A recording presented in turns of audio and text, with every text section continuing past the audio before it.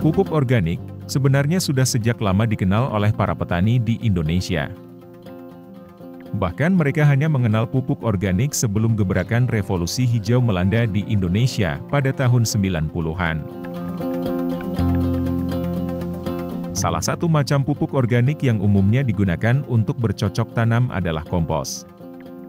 Kompos merupakan salah satu pupuk organik yang dibuat dengan cara menguraikan sisa-sisa tanaman dan hewan dengan bantuan organisme hidup. Untuk membuat kompos diperlukan bahan baku berupa material organik dan organisme pengurai. Salah satu mikroorganisme pengurai pada kompos adalah bakteri.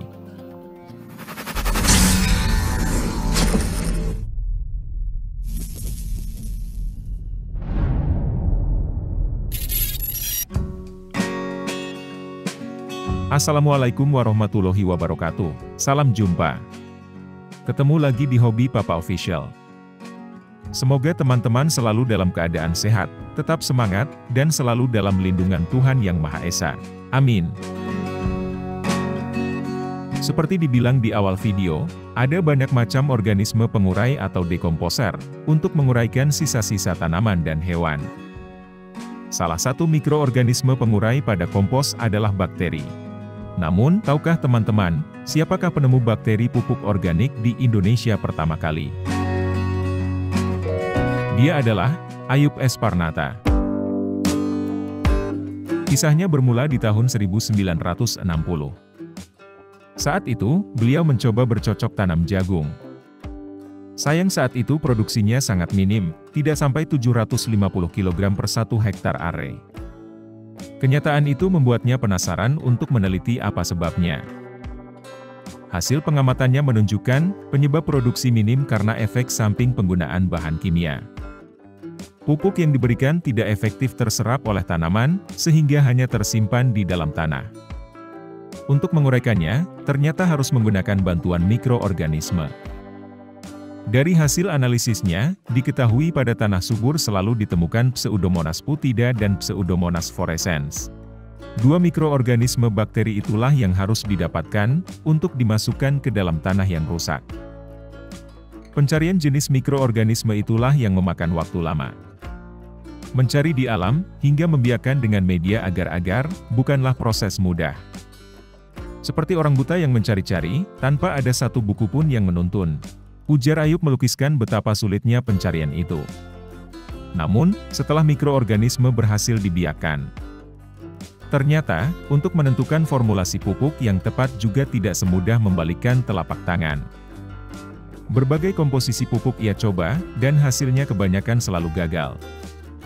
Misalnya, saat salah satu formula diuji coba pada lahan padi.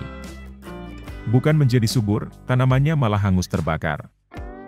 Begitupun ketika diuji coba pada bunga kesayangannya, anggrek. Daun-daunnya malah berguguran satu persatu. Namun beliau tidak berputus asa. Penyilang 10.100 anggrek itu terus mencari jalan untuk memperbaiki penemuannya. Kerja kerasnya baru terbayar setelah berkutat selama 17 tahun. Ayub S. Parnata menemukan formula campuran pupuk yang tepat. Ramuan pupuknya terbuat dari bahan-bahan organik serta mikroba-mikroba menguntungkan. Pertama kali ia uji cobakan pada lahan jagung, dan hasilnya sungguh menakjubkan. Produksi yang semula hanya 600 kg per hektar are, dapat meningkat pesat menjadi 8,5 ton. Tak heran, jika Menteri Pertanian kala itu tertarik berkunjung ke kebunnya.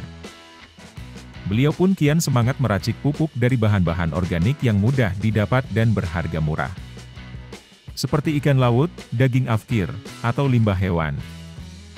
Bila kekurangan bahan baku, ia tak segan untuk mengimpornya dari negara Chili atau Denmark.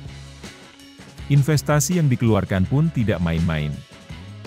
4 rumah miliknya, tak segan ia jual, demi melengkapi sarana produksi.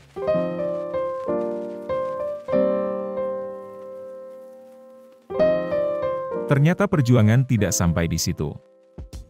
Memasuki awal 90-an, beliau mencoba memasarkan produk bermerek Top Soil Fertilizer di Jawa Barat. Ia berharap, pupuk itu bisa membantu para pekebun di sana untuk meningkatkan produksi. Namun, pil pahit harus ditelan ketika niatan itu terbentur oleh urusan perizinan. Kala itu, pupuk kimia yang menjadi primadonanya. Pupuk organik belum familiar seperti sekarang. Ia pun jadi enggan untuk memasarkannya di dalam negeri. Namun, hambatan itu tak membuatnya berhenti berkarya.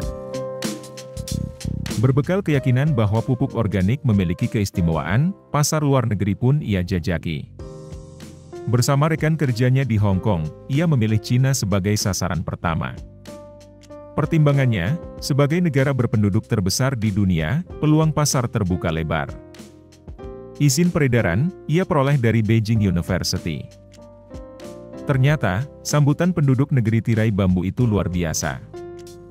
Pria yang gemar berkemeja batik itu malah mendapat tawaran maha berat. Ia diminta bekerja sama dengan para pakar di Universitas Beijing untuk mengembangkan formula. Bila diterima, rakyat Cinalah yang menikmati penemuannya. Tapi, lagi-lagi, rasa nasionalisme menuntunnya menolak tawaran itu. Tahun pertama sejak mendapat izin ekspor pada tahun 1991, ia mengirim 10 kontainer biang pupuk ke pabrik perakitan di Cina. Di sana, biang itu diencerkan sampai 5% sebelum dipasarkan. Volume pengiriman terus meningkat dari waktu ke waktu hingga 100% pada tahun 2003. Di pertengahan tahun 1995, pabrik perakitan itu kedatangan tamu kehormatan, yakni Menteri Pertanian Thailand. Rupanya pupuk organik karya beliau berhasil mengatasi penyakit busuk buah dan busuk akar pada durian akibat pengaruh bahan kimia. Setahun berikutnya, giliran Menteri Pertanian Malaysia datang. Lagi-lagi berkat hasil spektakuler pemanfaatan pupuk organik pada perkebunan karet di Malaysia. Pohon karet terus menghasilkan getah, meski telah 20 tahun berproduksi.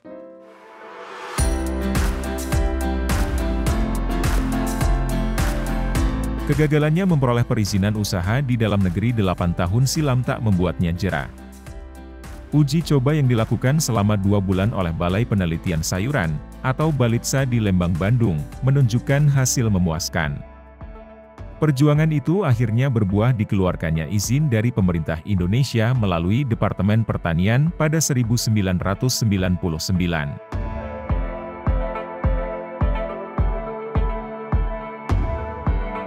Melalui agen di Yogyakarta dan Sumedang, pupuknya menyebar hampir ke seluruh wilayah Indonesia, di antaranya di Pulau Jawa, Sumatera, Kalimantan, dan Sulawesi. Untuk memenuhi permintaan dalam dan luar negeri, rumah sang kakek yang berlokasi di Jalan Jenderal Sudirman, Bandung, dijadikan pabrik. Semua bahan baku dan alat-alat produksi menempati belasan ruangan di dalamnya. Disitulah Ayub membuat formula pupuk pesanan para relasi, dibantu oleh 3 orang rekannya. Pupuk berbentuk cair lebih dipilih Ayub, karena dalam bentuk itu mikroorganisme mampu bertahan hidup hingga ratusan tahun. Sebaliknya, jika dalam bentuk padat, fungsi mikroorganisme akan berkurang, bahkan cepat mati.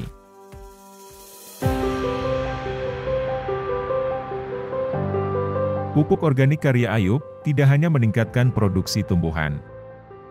Tanpa merubah komposisi, pupuk organiknya bisa diterapkan pada ternak, ikan atau udang. Sebuah penelitian di Universitas Gadjah Mada pada tahun 2002 menunjukkan, pupuk itu efektif memberantas Newcastle disease pada ayam. Penelitian itu juga mengungkapkan, peningkatan keuntungan peternak dari Rp400.000 per 1.000 ekor, menjadi Rp1.750.000. Berlama-lama di kebun anggrek, memang sudah menjadi kebiasaan kolektor kawakan di Bandung itu. Namun, kebiasaannya itu bisa ia tinggalkan hingga berminggu-minggu saat serius meracik pupuk organik.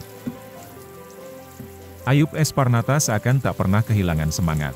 Di tengah kesibukannya mengurus kebun anggrek, setiap bulan ia rutin mengirim minimal 2 kontainer pupuk organik ke Cina. Jumlah itu masih ditambah lagi dengan setengah kontainer untuk melayani permintaan dalam negeri.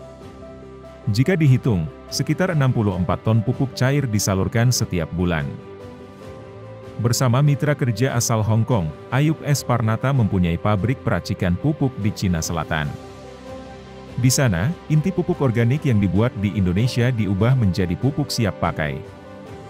lalu diekspor kembali ke beberapa negara di Asia, Australia, dan Amerika Serikat. Kontribusinya di dunia anggrek yang lama ia geluti pun tak kalah besar. Phalaenopsis miliknya bisa menghasilkan 17 tangkai bunga per satu tanaman. Buah dari semua itu, beliau mendapatkan penghargaan sebagai mitra kerja berprestasi Dinas Pertanian Jawa Barat dari Menteri Pertanian Republik Indonesia pada tahun 2002. Meski demikian, bukan itu yang semata ia kejar. Dampak positif pemanfaatan pupuk organik dalam dunia pertanian Indonesia menjadi tujuannya. Bagi beliau, prospek cerah pupuk organik membentang di masa mendatang.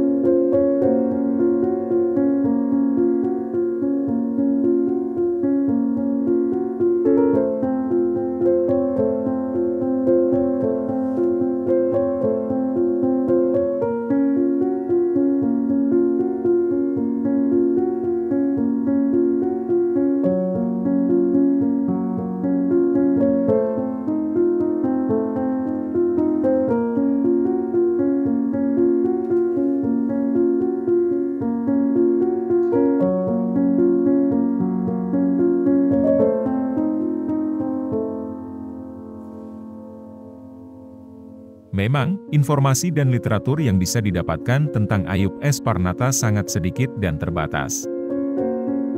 Sangat sedikit pula, media-media mainstream yang memberitakannya. Tapi, semoga teman-teman bisa mengimplementasikan nilai-nilai positif, serta meneruskan legasi, yang juga menjadi harapan beliau.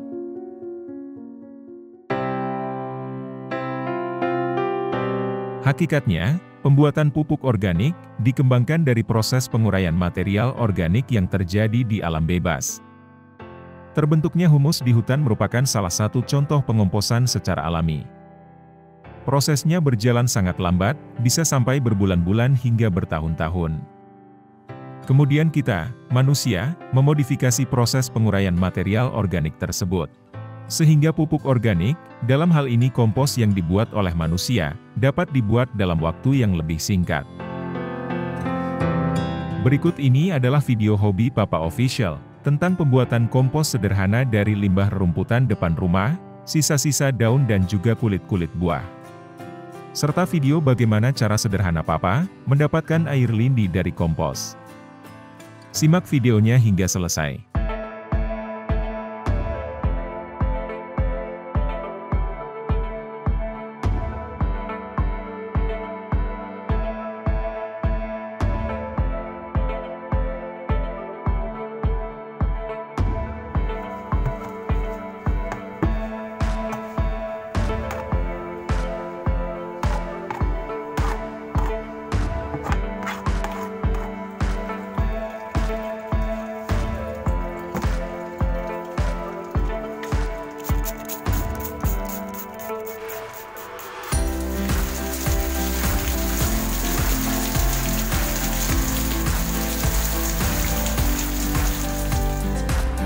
Ya, demikianlah video hobi Papa Official kali ini.